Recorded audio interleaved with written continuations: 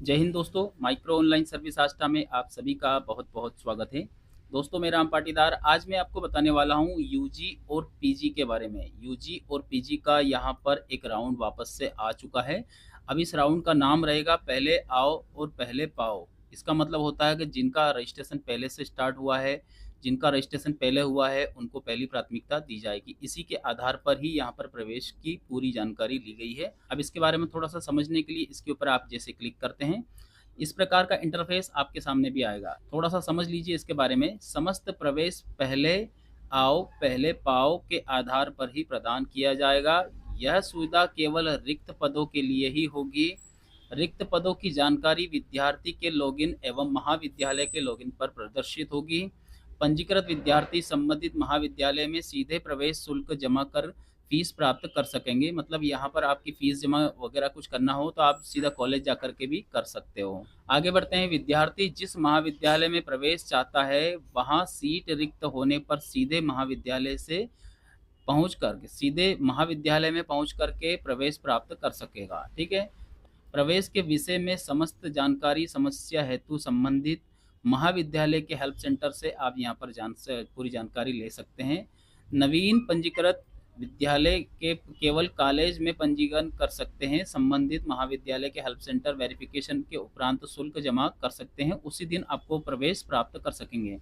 अब ये जो राउंड जो स्टार्ट किया जा रहा है कब से कब तक होगा पहले वो समझ लीजिए। उक्त प्रक्रिया 10 अगस्त 2026 से 14 अगस्त 2026 तक आयोजित की जा रही है।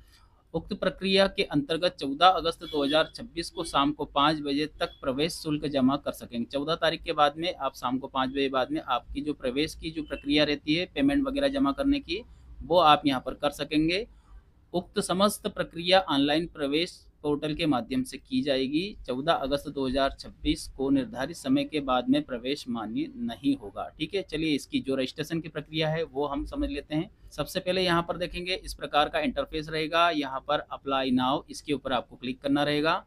यहाँ पर आपके सामने इस प्रकार का इंटरफेस ओपन हो जाएगा। आप क्या करना चाहते हो वो समझ लीजिए पहले। अगर आपने 12वीं पास किया है और ग्रेजुएशन करना चाहते हैं तो ऊपर वाली लिंक, अगर आपने ग्रेजुएशन कंप्लीट कर लिया है और आपको पीजी मतलब पोस्ट ग्रेजुएशन करना चाहते हो तो आपको सेकंड वाले लिंक के ऊपर क्लिक करना होगा। एक जैसी दोनों की प्रोसेस रहेगी। मैं आपको कंप्लीट वीडियो के द्वारा पूरी जानकारी आपको बताने वाला हूँ। हम करने वाले हैं ग्रेजुएशन लेवल का। अब यहाँ पर आपको क्या करना रहेगा, क्या आप मध्य प्रदेश के निवासी हैं? अगर है तो आप यहाँ पर यस करेंगे। अपनी समग्र आईडी की, जो छात्र की समग्र आईडी है 9 डिजिट की, उसे आपको यहाँ पर इंटर करना रहेगा। इसके बाद में नीचे की तरफ आएंगे तो यहाँ पर क्या आप मध्य प्रदेश के किसी भी जिले से आपने 12वीं उत्तीर्ण किया है? बिल्कुल किया है। अगर आप मध्य प्रदेश से किया हो तो यस करेंगे। यहाँ पर कौन से बोर्ड से आपने, पहले तो आपका अपना जो जिला है उसे आपको यहाँ पर दिखाना रहेगा। इसके बाद में कौन से बोर्ड से आपने किया है वो आपको यहाँ पर दिखाना रहेगा। यहाँ पर देखेंगे रोल नंबर, आपको 12वीं का रोल नंबर आपको इंटर कर देना है। यहाँ पर आपका जो 12वीं कौन से ईयर में आपने पास आउट किया है, अपना ईयर आपको यहाँ पर सेलेक्ट कर लेना है। एबीसी आईडी, अपर आईडी यहाँ पर आपको इंटर कर देना है। अगर आपके पास नहीं है तो ये लिंक आपके सामने ओपन रहती है, इसके ऊपर आप क्लिक करके एबीसी आईडी वगैरह बना सकते हो। कैप्चा कोड डालने के बाद गेट डिटेल इसके ऊपर आपको क्लिक कर देना है। देखिए यहाँ पर आपका जो नाम है, पूरा नाम आपको यहाँ पर टाइप करना रहेगा। अगर आपकी मार्कशीट के अनुसार फेस हो जाता है तो ठीक है, नहीं तो आपके 10th की मार्कशीट के अकॉर्डिंग पूरा आपको फिल कर देना है। यहाँ पर आपकी जो भी कैटेगरी है उसे आपको चॉइस कर लेना है। जेंडर आपको यहाँ पर सेलेक्ट कर लेना है। डेट ऑफ बर्थ भी आपको 10th की मार्कशीट के अकॉर्डिंग ही फिल करना रहेगा। जीमेल आईडी और मोबाइल नंबर दोनों आपको यहाँ पर इंटर कर देना है। यहाँ पर आपके सामने जनरेट ओटीपी, इसके ऊपर आपको क्लिक कर देना है।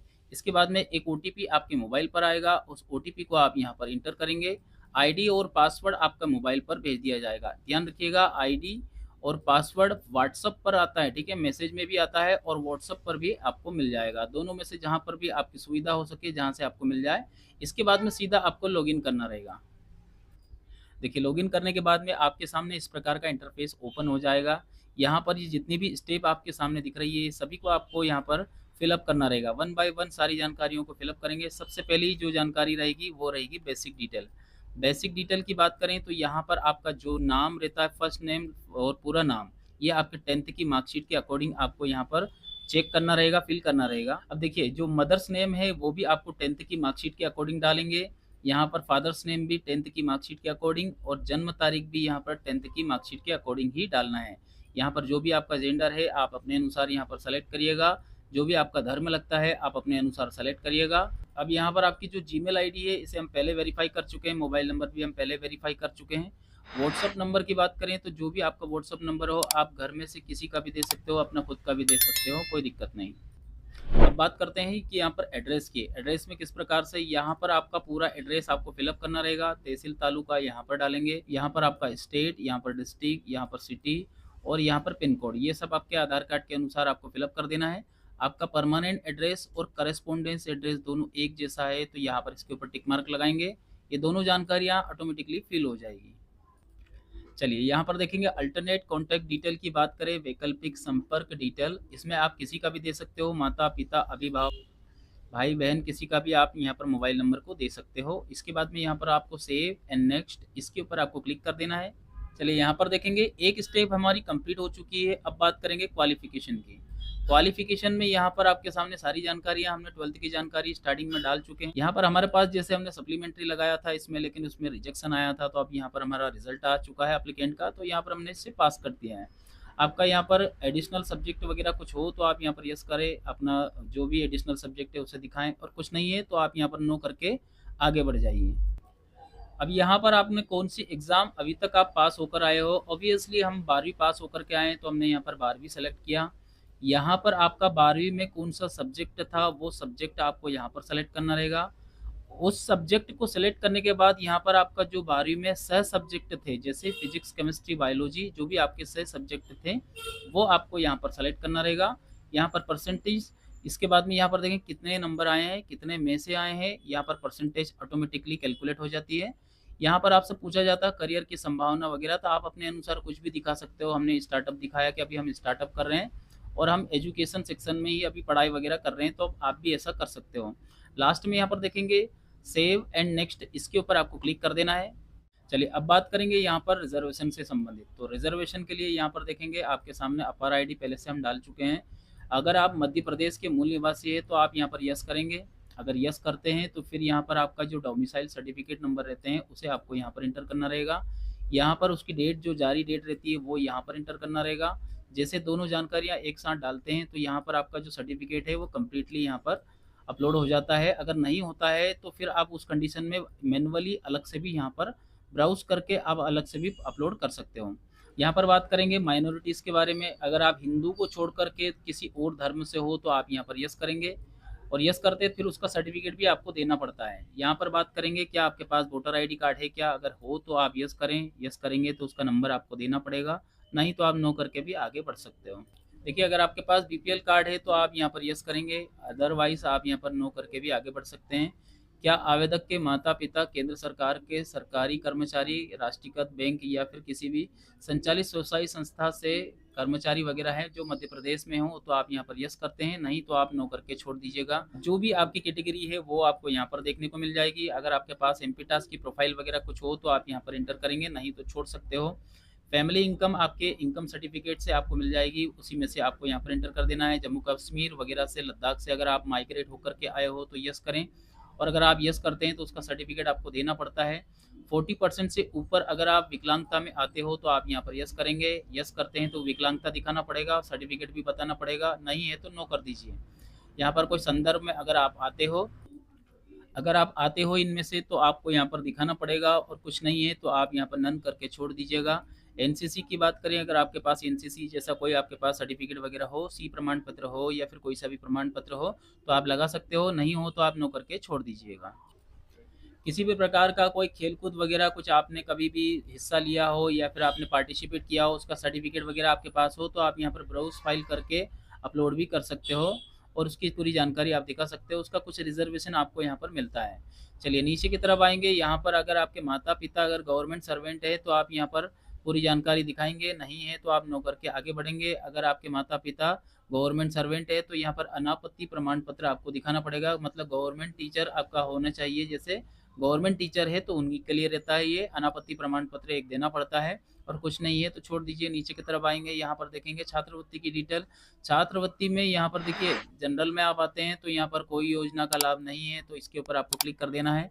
ओरली पूरी जानकारी को समझ लीजिए, मैं एक एक जानकारी आपकी क्लियर कर देता हूँ आपको। यहाँ पर देखेंगे अगर आप मेधावी छात्रवृत्ति की बात करें तो इसमें 70% से अगर आपका ऊपर अगर परसेंटेज है तो उस कंडीशन में फिर आपका एडमिशन पूरा फ्री रहता है, 3 साल तक आप फ्री ऑफ कॉस्ट आप यहाँ पर पढ़ाई कर सकते हो मुख्यमंत्री मेधावी योजना के अंतर्गत।